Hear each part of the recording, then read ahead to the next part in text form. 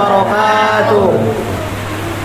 Alhamdulillah nahmaduhu wa nasta'inuhu wa nastaghfiruh wa na'udzu billahi min shururi anfusina wa min sayyiati a'malina. Man yahdihillahu fala mudilla lahu wa man yudlil falan tajida lahu waliyyan mursyida. Allahumma shalli wa sallim wa barik ala nabiyyina Muhammadin ya Allah wa ala alihi wa sahbihi wa wala wa ba'du. Allah Ta'ala fi kitabihil karim ba'da a'udzu billahi minasy syaithanir rajim. Qul a'udzu bi rabbin nas malikin nas ilahin nas min syarril waswasil khannas alladzi yuwaswisu fi sudurin nas minal jinnati wan nas. Wali wa akhwati billah rahimakumullah, bapak-bapak, ibu-ibu, para orang tua, adik-adik sekalian, seluruh jamaah, saudara-saudari yang dirahmati dan dimuliakan Allah Subhanahu wa taala. Alhamdulillah, segala puji hanya milik Allah. Kita membaca mendalam, anda kita bersyukur atas segala kondisi nikmat pemberian yang kita rasakan dalam hidup kita, dan juga pada kita ridho atas segala ketentuan yang ditetapkan Allah dalam kehidupan kita. Salam dan salam kita hadiahkan untuk Nabi kita Nabi Muhammad Sallallahu Alaihi Wasallam, Allahumma shalli wa sallim wa barik alaihi, juga untuk keluarga, sahabat tabi'in, dan semua umatnya yang setia di hari akhir kelak. Yang saya hormati bapak-bapak, ibu-ibu, seluruh jamaah, khususnya pengurus, relawan, aktivis gerakan Al-Ma'un Mengabrol ya, yang menjadi penyelenggara kalam kali kajian malam Ahad yang kita laksanakan sekarang ini. Semoga semua yang terlibat dalam pengajian ini mendapatkan balasan pahala dari Allah Subhanahu wa taala. Seperti yang sudah ditetapkan oleh panitia, bahwa malam ini kita akan coba mentadabburi surah An-Nas, akhir surah Al-Quran, surah yang paling akhir dari Al-Quran. Tadi adik-adik ada yang baca ke depan di Dela sama dia ya, iya kan? Mana dia? Oh ini Dela dia. Dalam Al-Quran ada berapa surah? Lihat, ada berapa? Ayo, ada berapa? 100, 200, 300. Berapa deh? 114. Surah An-Nas surah yang keberapa? Surah yang terakhir, berarti surah yang ke-114. Surah pertama surah apa? Al-Fatihah. Yang kedua Al-Baqarah ya. Ya mudah-mudahan walaupun kita nggak hafal kan bu isinya, Binawan hafal nama-nama surahnya ya. Hafiz ya, Hafizoh, nama-nama surah. Fatihah, Al-Baqarah, Ali Imran, hafal dia semua nama surahnya, mantap nih bukan? Banyak orang tak tahu kan, di dalam surah ini tak tahu, ini hafal. Binawan itu. Nah hari ini, malam ini insya Allah kita akan mentadabburi surah An-Nas. Saudara-saudariku sekalian, Bapak Ibu yang dirahmati dan dimuliakan Allah Subhanahu wa taala, surah An-Nas merupakan surah yang diturunkan berpasangan dengan surah Al-Falaq, turunnya bersamaan satu paket. Maka dalam hadisnya Rasulullah menyebut dengan mu'awwizatain, ya, sering kita dengarkan karena dia memang satu paket bergandengan. Mu'awwizatain, dua surah pelindung, temanya sama, yaitu meminta perlindungan kepada Allah Subhanahu wa taala. Maka tafsirnya kadang bergabung antara surah Al-Falaq dengan surah An-Nas.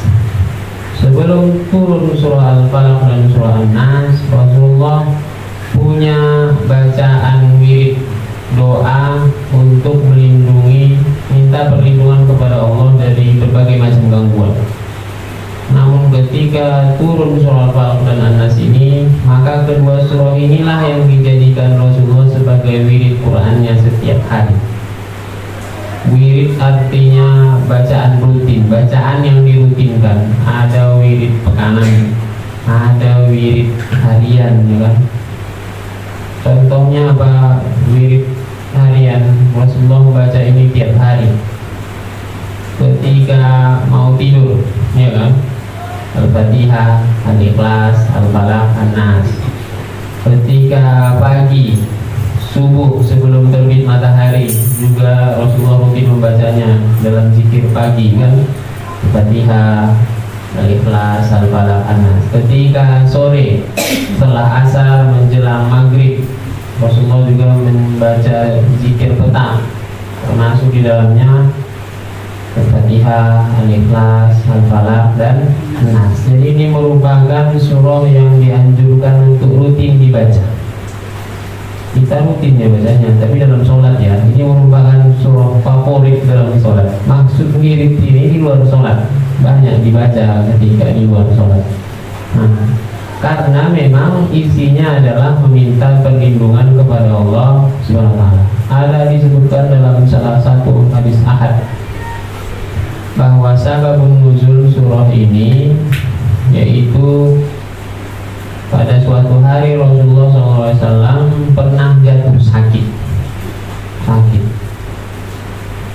Rasulullah terbayang seolah-olah mendatangi istrinya, padahal tidak. Tergeletak Rasulullah SAW hingga datanglah malaikat, salah satunya Jibril, bertanya salah satu malaikat kepada yang lain, ada apa dengannya? Lalu dijawab, mamsus, kan? Diganggu atau kena sihir. Siapa yang menyihirnya? Lubaid bin Asad, seorang keturunan Yahudi. Di mana sihirnya? Di sebuah sumur, ya. Lupa namanya, sebuah sumur. Lalu diperintahkanlah kepada para sahabat, salah satunya Ali bin Abi Thalib, untuk mengecek ke sumur tersebut. Sumur tersebut betul-betul terasa angker, warnanya seperti warna inai. Diambil adalah benda sihirnya. Biasa sihir kan ada bendanya, kan Bapak Ibu. Lalu dibacakanlah surah Al-Falaq dengan An-Nas. Di situ ada ikatan-ikatan. Setiap dibaca satu ayat terlepas satu ikatan. Itu yang ada di dalam surah Al-Falaq.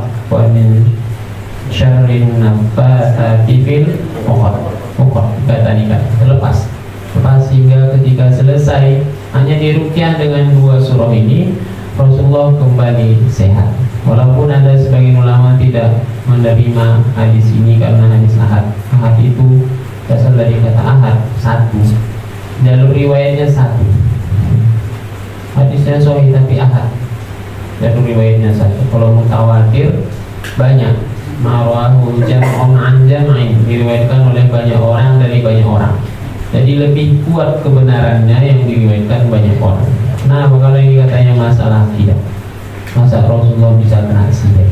Tapi justru ini menjadi pelajaran menurut ulama yang menerima hadis ini, bahwa sihir itu nyata, bisa menyakiti manusia dengan izin Allah Subhanahu wa taala. Ya, jadi Al-Falaq dengan An-Nas. Tapi yang kita bahas insya Allah malam ini hanya surah An-Nas. Ya kan, maaf. Tak ditambah Al-Falaq kan? Nanti lama jadinya. Kurang ini satu botol. Tambah satu lagi. Nah, An-Nas berasal dari kata yang ada di dalam surah tersebut. Ada berapa kata An-Nas dalam surah An-Nas?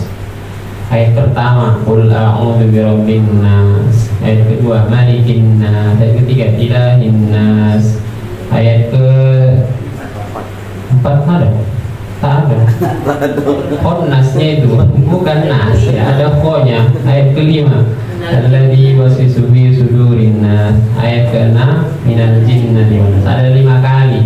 Hanya di ayat keempat yang tak ada nasnya. Nah, apa arti nas ini?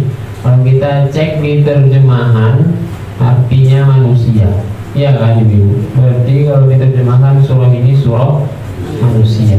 Tapi ada di juz 29 namanya surah Al-Insan. Insan juga artinya manusia. Hal ata 'alal insani hinun minad dahri lam yakun syai'an madhkura. Nah, ada beberapa istilah dalam bahasa Arab yang menunjukkan makna yang sama. Maknanya menunjukkan manusia. Ada insan, ada nas, ada insu, ada bashar, ada ibnu Adam. Ini yang di surah ini disebut Allah dengan sebutan nas. Nas, apa bedanya? Nah, ini karena bahasa, merujuk ke bahasa. Para ulama pun berbeda pendapat. Dalam bahasa pun ada mazhab, ada mazhab-mazhab. Ada pembahasan tentang sababut tasmiyah, sebab penamaan. Kenapa dikasih nama ini? Ada yang berbeda pendapat. Nah, kita jelaskan beberapa, kita sebutkan beberapa. Nas, ada yang menyebutkan para ulama bahwa nas ini berasal dari kata anasa, anas, artinya yang bisa dijadikan kawan dekat, nyaman dengannya. Itu Anas. Makanya ada nama orang Anas, ada Anis, ada Anisa, ada Unais, ya kan? Seorang sahabat benar namanya Anas bin Malik. Anas bin Malik artinya yang dekat, teman dekat. Anis artinya teman dekat, yang nyaman kita sama dia. Dalam salah satu doa kita ingin Quran itu dijadikan Allah wa fil qabri mu'nisa, menjadi kawan kita ketika dikubur. Jadi yang makin banyak hafalan Qurannya berarti makin banyak nanti kawannya dikubur. Bapak Ibu mau nanti di kuburan ada kawannya? Mau? Betul lah. Mana muat? Mau sendiri atau kawan? Lagian mana ada yang mau ngawani kita kan Bu? Kalau udah masuk kubur kan, sesayang-sayangnya orang di dunia ini sama kita, kalau udah masuk kubur tak ada yang mau ikut. Yakin gak Bu? Anak ibu, suami, bapak istrinya, atau anaknya yang paling sayang sama dia, kalau udah masuk kubur mas sudah sendiri. Iya kan? Mana ada sayang kali aku buatkan dulu yang satu lagi untukku. Mana ada kan Bu? Tak ada kan? Tak pernah kejadian. Dipilih pun tak ada. Apalagi di dunia nyata. Nah, apa yang bisa berpeluang menjadi kawan kita adalah amal-amal kita. Dan di antara amal-amal itu adalah Al-Quran. Maka orang yang banyak Al-Qurannya adik-adik tadi itu ya, banyakkan ya, baguskan bacaannya, banyakkan hafalannya, biar menjadi kawan kita ketika di kuburan. Enak, kuburan itu ngeri, wahsyat, ngeri, seram, gelap. Maka kita butuh kawan biar nyaman di kuburan. Mudah-mudahan hafalan Quran kita menjadi teman kita ketika di kuburan. Wa fil qabri mu'nisa. Nah, kenapa disebut manusia nas? Karena dia makhluk yang bersosial, yang bisa berkawan, ya, bisa berkawan. Jadi hakikatnya manusia itu makhluk sosial, mudah berkawan. Kalau ada orang yang tak suka berkawan, suka menyendiri, nah itu aneh, itu keluar dari fitrahnya. Kan nas artinya kawan, mudah dijadikan kawan, nyaman dekat dengannya. Insan ini paling sering kita dengar penjelasannya kan, kasrotin nisyan, karena sering lupa. Bashar, kenapa disebut bashar? Artinya kulit, karena salah satu perbedaan yang paling menonjol manusia dengan makhluk lain adalah kulit. Ya, kulitnya tak tertutup bulu. Kalau hewan rata-rata kulitnya tertutup bulu, benar kan Bapak Ibu kan? Dia tak butuh pakaian. Kita untuk menutup kulit kita butuh pakaian, karena kulit langsung yang paling luar bagian tubuh kita. Bashar, Bani Adam. Kenapa disebut Bani Adam? Karena manusia adalah keturunan Nabi Adam. Ada yang keturunan kera, ada kan? Charles Darwin dan kawan-kawan. Waktu belajar di sekolah itu dipelajari kan, percaya pula itu Pithecanthropus erectus. Jadi gini, buku-buku nama-nama tegak. Itu Charles Darwin. Kita tak ikut itu, kita ikut ini kan Bu, itu Quran kita. Allah menyebutnya Bani Adam, ya Bani Adam, wahai anak-anak Adam, keturunan Adam, karena kita berasal dari manusia, tak dari yang lain. Nah, ayat ini diawali dengan firman Allah SWT, Qul a'udzu birabbin nas. Katakanlah, perintah, katakan. Kita disuruh mengatakan, kita disuruh menyebutkannya.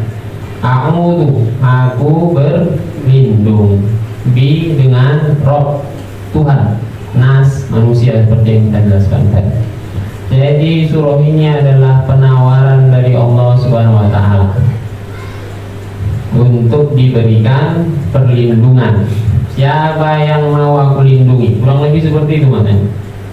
Siapa yang mau aku jadi pelindungnya, yang mau aku jadi backingnya, yang mau aku jadi penjaganya? Siapa yang mau? Mau Bapak Ibu? Yang melindungi kita Allah? Mau? Atau cukup suami di rumah? Enggak cukup.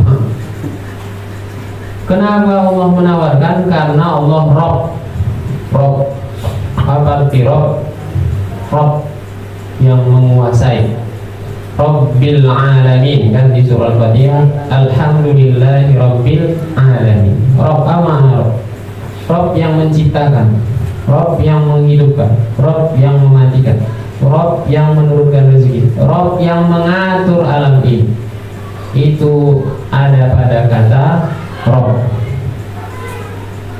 Ibu-ibu yang mengatur rumah, kan? Ya kan, ibu-ibu yang mengatur laut. Oh bapak, kadang-kadang mau juga request kan? Kau dulu jengkol. Yang mengatur gorden, mengatur kursi. Makanya ibu-ibu disebut Robbatul Bait, ibu rumah tangga yang ngatur rumah. Karena bapak-bapak keluar, jarang di rumah. Kalau ada bapak-bapak di rumah aja, berarti mungkin dia jualan online. Megang HP gitu ya, lebih banyak duitnya, jualan online lah berarti. Ibu Robbatul Bait. Rob artinya yang mengatur. Kalau diterjemahan artinya Tuhan, ya kan? Alhamdulillahirabbil alamin. Segala puji bagi Allah, Tuhan semesta alam. Qul a'udzu birabbin nas. Katakanlah aku berlindung kepada Tuhannya manusia. Malikin nas, raja manusia, penguasa manusia. Malik, pemilik, raja, malik ya. Ilahin nas, Tuhannya manusia. Nah, kan sama kan? Rob dengan ilah sama-sama Tuhan. Cuman tadi kita jelaskan penekanan makna Rob itu pada beberapa hal. Ilah ini khusus ubudiyah. Makanya sebagian mushaf menerjemahkannya sembahan manusia. La ilaha illallah, tiada Tuhan selain Allah.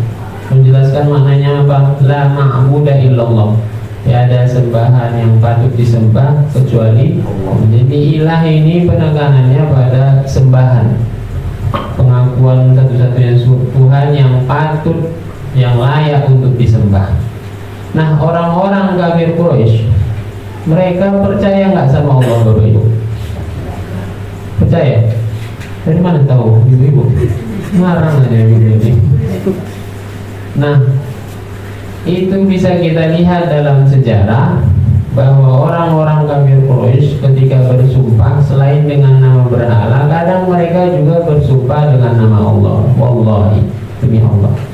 Dalam surah An-Nisa ayat pertama, ya ayyuhan nasu taqu rabbakumul ladzi khalaqakum min nafsin wahidatin wa khalaqa minha zawjaha wa batta minhuma rijalan katsiran wa nisaa'a wattaqullaha alladzi tasaaluna bihi wal arham. Kan? Dan bertakwalah kalian kepada Allah yang dengan namanya kalian saling meminta. Jadi orang-orang Quraisy, orang-orang masyarakat Arab yang sebelum datang Islam, mereka sudah terbiasa menggunakan nama Allah untuk bersumpah, juga untuk meminta bantuan. Anshuduka billah, aku mohon bantuanmu dengan nama Allah. Kasih dulu aku utang, tak lagi belanjaan ini, tolonglah. Boleh gak kayak gitu? Itu saking utuhnya lah dia hingga minta bantuan menggunakan nama Allah. Anshuduka billah, aku mohon padamu dengan nama Allah. Jadi kalau ngutang tak dikasih, pakai nama Allah. Oh ya, bahaya ini jadikan jurus ngutang nanti pula. Nah, jadi mereka mengenal Allah sebagai pencipta langit, penguasa, pengatur alam ini. Mereka akui itu, makanya mereka tahu Allah. Yang mereka tak mau akui Allah sebagai ilah. Mereka tak mau mengatakan la ilaha illallah. Itu yang masalahnya. Mereka mengakui Allah yang mengatur alam ini, yang menurunkan hujan, yang memberi rezeki. Tapi mereka tak mau mengakui Allah sebagai. Makanya mereka menyembah berhala-berhala. Lata, Uzza, Manata, kan? Apa alasan mereka? Yuqarribuna ilallahi zulfa. Sebagai perantara yang mendekatkan kami kepada Allah. Makanya syarat masuk Islam mengucapkan syahadatain. Apa syahadatain? Asyhadu an la ilaha illallah. Harus mengakui hanya Allah satu-satunya Tuhan yang layak disembah. Tiada Tuhan selain Allah. Nah, di sini Allah menyebutkan 3 sifatnya. Pertama Rabb, Malik, dan Ilah. Penguasa yang mengatur, raja, dan yang satu-satunya yang disembah. 3 sifat ini sudah cukup menjelaskan bahwa Allah lah satu-satunya yang bisa melindungi kita, ya kan? Dan kadang-kadang orang berlindung kepada manusia lainnya, nengok seberapa hebat dia, seberapa luas kekuasaannya, ya kan? Masa kita minta perlindungan sama kopral, kan? Pasti biasa yang tinggi pangkatnya, jenderal. Masa kita minta perlindungan, orang minta perlindungan sama rakyat biasa, kan nggak punya kuasa, nggak punya jabatan. Biasa orang yang dijadikan diri itu yang punya jabatan. Ini yang disebutkan Allah jabatannya. Dia sebagai Rabb, dia sebagai Malik, dan dia sebagai Ilah. Rabb siapa? Rabbin Nas. Malik siapa? Malikin Nas. Ilah siapa? Ilahin Nas. Agar manusia lebih merasakan kedekatan kepada Allah. Padahal Allah itu Rabbil Alamin. Benar kan? Betul itu. Allah itu Tuhan seluruh alam. Tapi di ayat ini Allah sebut Tuhannya manusia, agar lebih terasa dekat.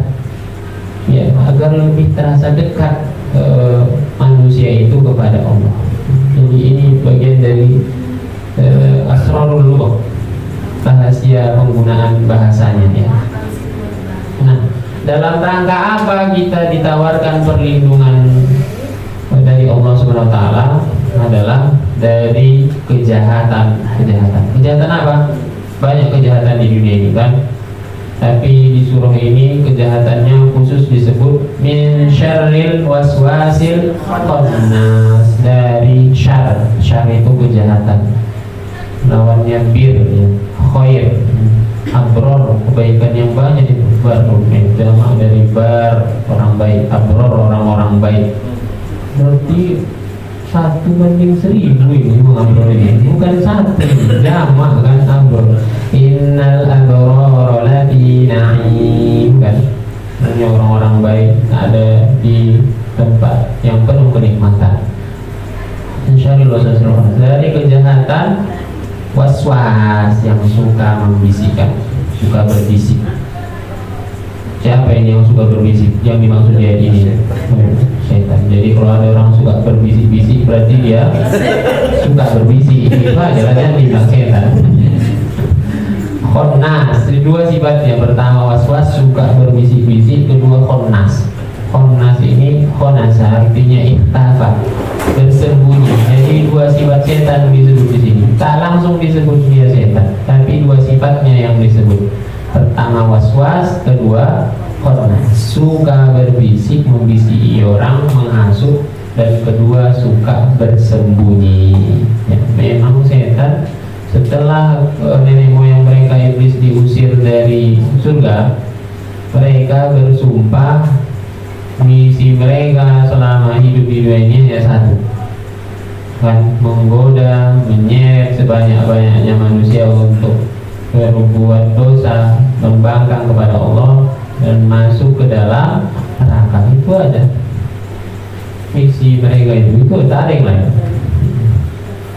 Maka dalam setiap kesempatan akan mereka gunakan untuk membisiki manusia berbuat jahat. Ini sebenarnya tujuan utama setan. Setan bisa nggak menyakiti fisik kita, Bapak Ibu? Bisa nggak?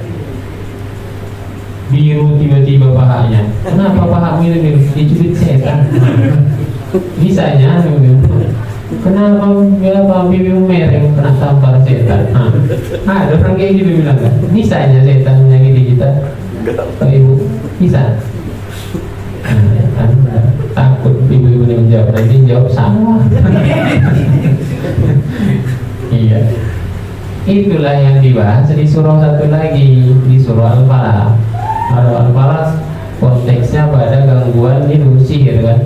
Min syarrin naffatsati fil 'uqad. Itu pun kita minta perlindungan. Ini bisikan-bisikan yang buruk dalam hati dada. Itu sebenarnya bisikan setan. Bagaimana manusia itu tersesat? Dia tak punya kepentingan orang ini sakit. Kalaupun dia terlibat dalam sihir, ya, kerjasama dengan dukun, adalah dalam rangka menyesatkannya. Bagaimana manusia itu minta bantuan kepada selain Allah, bagaimana terganggu keimanannya, takut kepada selain Allah. Itu isinya itu. Kalau itu sampingannya sebagai sarana untuk menyesatkan manusia, maka dia bekerja sama dengan dukun santet dan lain-lain. Jadi ini dia waswas yang membisiki ke dalam hati. Dan kelebihan setan ini, dia tak bisa kita tengok, tiba-tiba udah dibisikinya kita. Jin, nanti di ayat terakhir ya, jinnah diwana. Jinnah jamak dari jin. Jin, jin tak nampak. Kenapa disebut jin? Karena dia tak nampak. Jannah berasal dari kata jannah. Falamma janna alaihi al-lailu ra'a kawkaban. Ketika Allah bercerita tentang kisah Nabi Ibrahim, ketika malam sudah gelap tak nampak, seperti jin itu. Makanya janin, anak bayi yang masih dalam rahim ibunya disebut janin, karena belum nongol. Kalau udah nongol dia tak janin lagi, namanya Joni, iya kan? Kalau adik Joni, mohon maaf bapak, tak sengaja. Iya. Kenapa surga disebut jannah? Karena saking lebatnya tak nampak lagi permukaan tanah. Jannah sama kata itu, huruf jim dengan huruf nun, jin, janin, ya kan? Jannah, jin, janin. Jadi tak nampak. Itu bahayanya jin, bahayanya setan, musuh yang tak kelihatan. Dia bebas menyerang kita tanpa kita sadari. Maka kita tak punya kuasa untuk menghindari bahayanya. Kita hanya punya peluang satu-satunya adalah dengan meminta perlindungan kepada Allah SWT yang bisa melihat jin, bisa melihat setan. Setan bisa nengok kita, kita tak bisa nengok dia. Allah bisa menengok setan, setan tak bisa menengok Allah. Jadi Allah yang paling berkuasa, yang paling bisa. Tak ada yang lain melindungi kita dari gangguan setan. Ada bapak ibu yang bisa nengok setan rupanya? Curiga itu ada yang bisa ini. Tak ada yang bisa. Udah ketentuan Allah itu.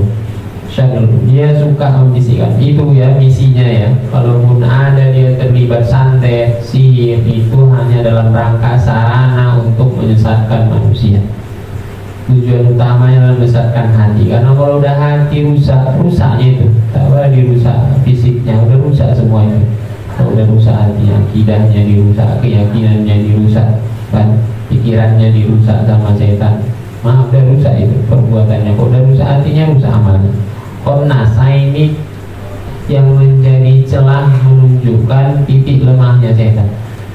Seorang itu disebut berondok, berarti itu menunjukkan dia lemah, kan lari dari sesuatu. Kenapa disebut komnas berondok? Berarti ada kelemahan setan. Apa itu disebutkan oleh sahabat Ibnu Abbas ya, bahwa sungguhnya setan itu akan selalu menggoda hati manusia. Ibnu Adam. Faidah Allah panas. Ini kelemahannya. Apabila hamba Allah itu menyebut Allah, berzikir, maka dia akan bersembunyi. Jadi dia tidak akan bisa was-was melancarkan aksinya kalau hamba tersebut mengingat Allah. Makanya kalau ada was-was segera mungkin mengingat, menyebut nama Allah. Alhamdulillah, astagfirullah. Itu fungsi zikir. Dia tak mau masuk ke dalam hati kalau ada zikir, kalau mengingat Allah. Ketika lalai, bila nasya, ya, dia kembali. Bila nasya, iltaqama qalbah, dia kembali mewas-was hati hamba tersebut. Jadi gitu aja kerjanya. Jadi lemahnya adalah ketika hamba tersebut mengingat atau menyebut nama Allah, sembunyilah dia itu. Nah, setiap manusia ada jin yang mengikuti, disebut jin qarin. Ikuti dari lahir. Seperti kata Rasulullah SAW, "Ma minkum min ahad illa waqad ukila bihi qarin." Tidak ada seorang di antara kecuali sudah diberikan, masing-masing diikuti oleh qarin, jin. Qalu anta ya Rasulullah, tanya para sahabat, engkau juga Rasulullah? Nah, iya kata Rasulullah. Illa annallaha a'anani alaihi fa aslama fala yaqulu lagi. Hanya saja Allah menolongku hingga dia masuk Islam dan dia tidak menyuruhku kecuali yang baik. Masing-masing kita ada jin yang mengikuti sampai mati, sampai wafat, diikuti terus. Jadi kalau ada yang bilang orang-orang yang perasaan bisa ngikuti, ada yang mengikuti ibu, nah, percaya nggak ibu? Oh, sebelum kau bilang udah tahu, aku bilang gitu aja kan. Memang dalam hadis kok, kau aja ada yang mengikuti. Nah, dari mana kau tahu katanya ulang? Ada, semua ada yang mengikuti. Alladzi waswisu fi sudurin nas, ini yang kita bilang tadi, makna waswas itu yang membisikkan kejahatan fi sudurin nas. Targetnya hanya ini, target utamanya hati, kita bilang tadi, bukan fisik, bukan nyubit paha. Capek lah nyubit di paha orang satu, dia kan nampak dia orang mau memang menyakiti fisik, tapi tujuan visinya, misinya, tujuan utamanya dalam kehidupan dunia ini adalah menyesatkan hati manusia, sesat, berburuk sangka, putus asa, pikiran aneh, berpikir jahat, merencanakan yang tidak baik, merusak hati, rusak semua. Itu aja targetnya. Sudur yang ada di sadar, maksudnya yang ada di dalam dada. Apa itu? Hati, qalbu. Sudurin nas minal jinnati wan nas, dari golongan jin dan dari golongan manusia. Berarti setan ada dua jenis. Pertama dari golongan jin itu yang asli, yang kedua nas itu KW, cuman KW super. Dari golongan jin ini yang asli, ya. Wa kadzalika ja'alna likulli nabiyyin aduwwan syayatinal insi wal jinni. Dan begitulah kami memang menjadikan bagi setiap nabi ada musuh dari golongan jin, setan dari golongan jin dan dari golongan manusia. Jadi memang setan itu dari dua jenis.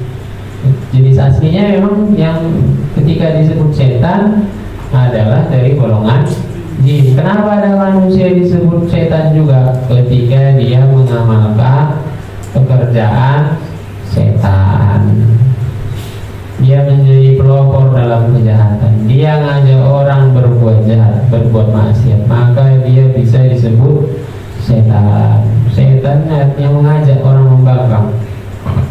Ada orang dari bandar togel, dia diajaknya orang main judi. Itu pekerjaan setan nggak ibu-ibu, bapak-bapak? Berarti bandar togel bisa nggak dibilang? Bilang setannya. Iya. Kalau seseorang berbuat dosa, dia saja, tapi dia tak ngajak orang, maka dia disebut fasik, fajir, ya kan?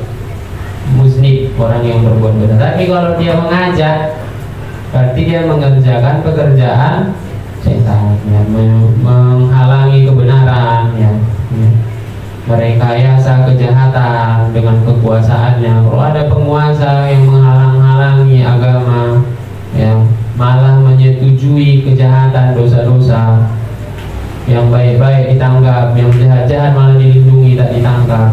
berarti dia mengerjakan pekerjaan setan. Berarti penguasa yang macam itu bisa dibilang penguasa direkam ini Bu. Ya ibu, bukan saya yang bilang ibu. Minal jinnati karena dari kejahatan jin, dari golongan jin dan manusia. Jadi kadang-kadang dia bisa di satu sisi yang lebih bahaya dari golongan jin. Kenapa? Karena tak nampak ya tadi. Tapi bisa kadang-kadang lebih bahaya dari golongan manusia. Menyamar dia jadi kawan kita. Tiba-tiba diajaknya kita yang dihasutnya. Ya tak sadar juga nampaknya dia. Tapi tak sadar kita dia itu berperilaku setan, ya kan Bu? Nah, apalagi bahayanya kalau dari golongan manusia. Kalau yang dari golongan jin, kita baca kursi lari, ya kan?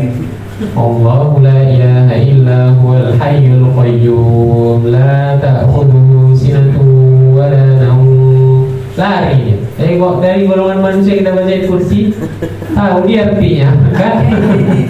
Itulah ngerinya kalau jin dari setan dari golongan manusia.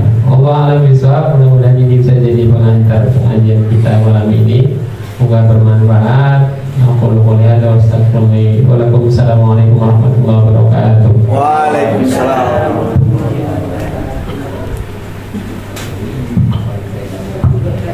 Terima kasih kepada Ustaz yang telah membawakan tausiah di hadapan kita.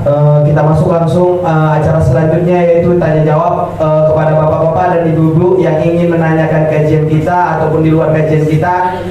Waktu dan tempat saya persilahkan.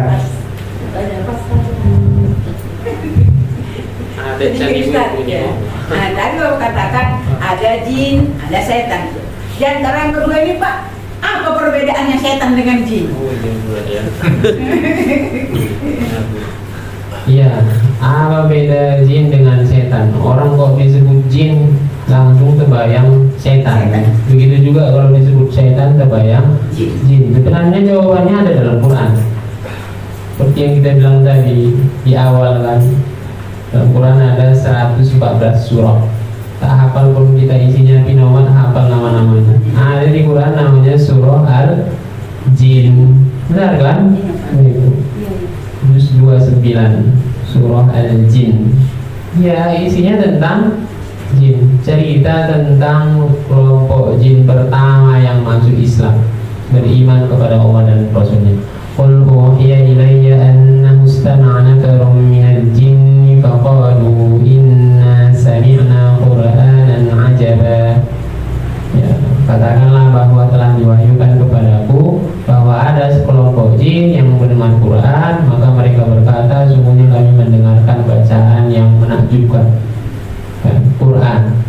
Ini kisahnya kelompok jin yang ditugaskan oleh jenderal mereka iblis untuk mencari penyebab kenapa terhalang langit tak bisa lagi ditembus. Sebelumnya kerjaan setan-setan ini, jin ini adalah salah satunya mencuri berita.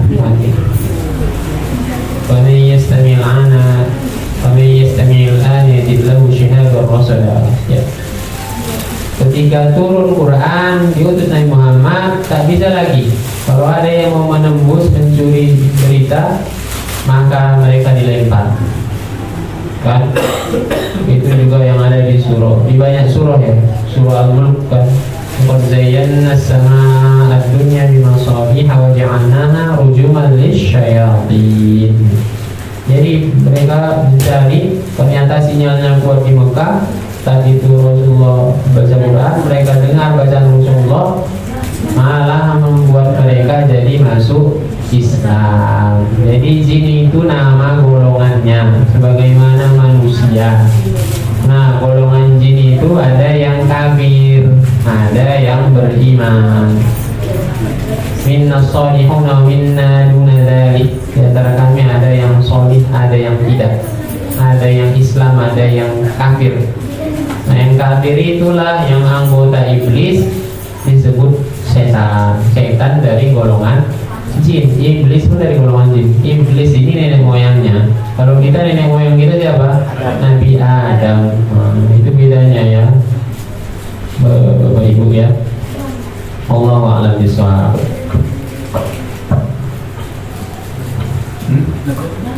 Ada lagi Dalam Ustaz bilang tadi kan nggak ada yang nampak setan. Tapi kan sering kita lihat di televisi itu ada indra keenam lah, ini katanya. Itu bagaimana Ustaz?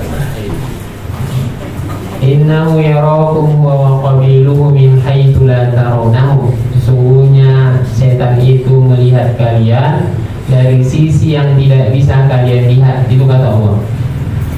Allah menakdirkan alam jin dengan alam manusia berbeda. Karena kalau sama alamnya tak muat bumi ini. Mau ibu-ibu dimasukkan ke alam jin? Mau ada bapak-bapak yang masuk ke alam jin? Bentar aja. Ngeri. Tak ada yang mau nengok kan? Bagi setan. Ngeri. Nah, jadi memang alamnya beda.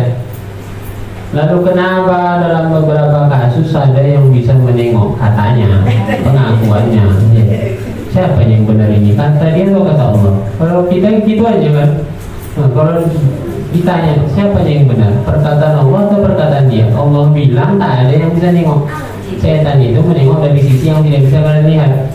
Datang waktu bilangnya aku bisa nengok. Mana yang kita percaya? Coba lah. Kenapa bisa nengok? Aku punya indra keenam. Satu lagi bilang indra ketujuh. Lama lah nanti selesainya. Nah, kenapa bisa itu terjadi? Ada 3 kemungkinan orang jin itu bisa dilihat. Yang pertama dia tamsil, menjelma, tashkil, menjelma. Dia masuk ke alam manusia. Nah, jin ini bisa punya kemampuan menyerupai apa yang dia inginkan. Manusia, hewan bisa. Tak bisa dia serupai hanya Nabi Muhammad SAW. Bisa ke alam nyata, bisa ke alam mimpi. Bisa ibu mimpi jumpa siapa gitu, presiden pertama RI Soekarno. Tolong Bu ya, sampaikan pesan saya kepada seluruh rakyat Indonesia nanti pas 17 Agustus. Jangan percaya Bu itu Soekarno, itu ya, bisa dia menjelma. Di alam nyata juga kisah Abu Hurairah yang disuruh Rasulullah, tugaskan Rasulullah menjaga zakat, kan didatangi sama bapak-bapak tua. Kata Rasulullah itu adalah setan menjelma. Jadi setan ini punya kemampuan menjelma dengan izin Allah menjadi apa yang dia inginkan, masuk ke alam manusia. Tapi itu dia dalam kondisi paling lemah, macam ikan keluar dari alamnya. Alam ikan apa ibu? Air, keluar dia ke darat, lemah. Disitulah manusia bisa membunuh jin kalau dia masuk, karena dia yang masuk ke alam manusia. Kalau kasusnya seperti itu, bukan hanya yang punya indra keenam bisa nengok, semua orang bisa nengok, karena dia masuk ke alam manusia. Itu ya. Yang kedua, Nabi illa man yuqtaza min rasulin. Di dalam surah Al-Jin Allah menyebutkan bahwa tidak ada yang tahu yang gaib kecuali Allah, dan kecuali juga dari Rasul yang ia ridhoi, yang Allah pilih. Maka di antara Nabi dan Rasul ada yang bisa menengok jin. Bahkan bukan hanya menengok, yang mempekerjakan jin pun ada. Nabi Sulaiman bisa, Nabi Muhammad pun bisa. Pernah Nabi Muhammad nangkap dan mencekiknya. Kalau bukan karena doa Nabi Sulaiman kan berdoa, berikan aku kekuasaan yang tidak akan dimiliki oleh seorang pun setelah aku. Di antara makna kekuasaan itu adalah menguasai jin. Nabi Muhammad bisa. Kalau nggak karena doa Nabi Sulaiman, Nabi Muhammad pun bisa. Dan itu di antara Nabi. Waktu Nabi enggak kan? Kemungkinan pertama enggak, bukan jinnya yang masuk ke alam manusia, berarti batal yang pertama. Yang kedua, Nabi pilihan Allah. Di antara Nabi, tak semua Nabi. Waktu tak Nabi juga, berarti batal. Berarti ini kemungkinan ketiga. Kemungkinan ketiga, kenapa ada orang mengaku bisa nengok jin? Sebenarnya dia tidak menengok jin, tapi jin yang masuk ke dalam badannya mengelabui matanya. Jadi seolah-olah dia menengok, sebenarnya jin yang memperlihatkan ke matanya pandangan-pandangan itu. Itu ada aku tengok bibing begitu, rambutnya panjang, giginya panjang. air liurnya basah sampai BC itu, hati-hati. Nah, sebenarnya bukan ditengok tapi matanya yang dikelabui, dibantu atau dikelabui oleh jin itu sendiri. Jadi hakikatnya orang yang punya dibilang indra keenam lah, indigo apa lagi namanya, punya ya gangguan luar biasa. Sebenarnya bukan kelebihan itu, penyakit. Karena di dalam tubuhnya ada jin kasihan. Ruqyah lah pasti ada. Kayak waktu kuliah ada kelas, tak usah sebut namanya ya Bapak Ibu ya. Dia dari kecil bisa nengok katanya. Pertama takut, lama-lama terbiasa sampai kuliah. Dia di Kairo. Dan dia terus menganggap itu biasa sampai ada acara seminar tentang ruqyah. Jadi termasuk panitianya di situ. Nah dia buat acara seminar tentang ruqyah awal-awal 2000-an ya, 2004 entah 2000 berapa itu. Itu kan masih jarang orang mengenal ruqyah kan. Sekarang kan udah familiar kali. Nah setelah itulah dia sadar bahwa kemampuan dia yang dianggap kemampuan itu untuk bisa melihat jin ternyata bukan kelebihan, ternyata itu penyakit. Jadi dia minta sama ustadznya, pengkelas juga nya, kan, mahasiswa juga untuk meruqyahnya. Diruqyah lah dia, benar lah. Terjadi perlawanan, ya, keluar, alhamdulillah dengan ruqyah dengan izin Allah. Maka setelah itu dia tak bisa lagi dia nengok. Jadi tak ada manusia yang mampu menengok kecuali 3 kemungkinan tadi kan. Jin itu yang masuk menjelma ke alam manusia, berarti semua manusia bisa nengok. Nabi yang memang diizinkan Allah. Yang ketiga matanya yang dikelabui, dia yang dimasuki oleh jin. Allah a'lam bishawab.